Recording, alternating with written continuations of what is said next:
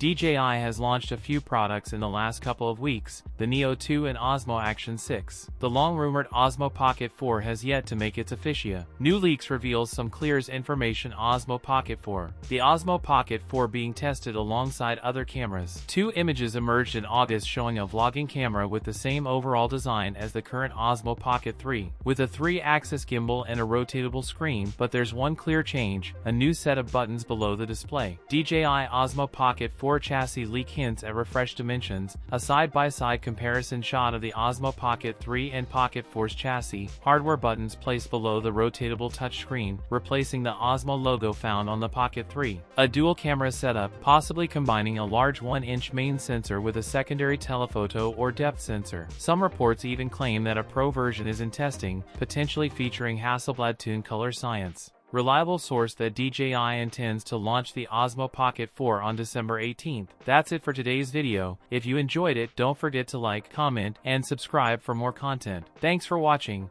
and I'll see you in the next one.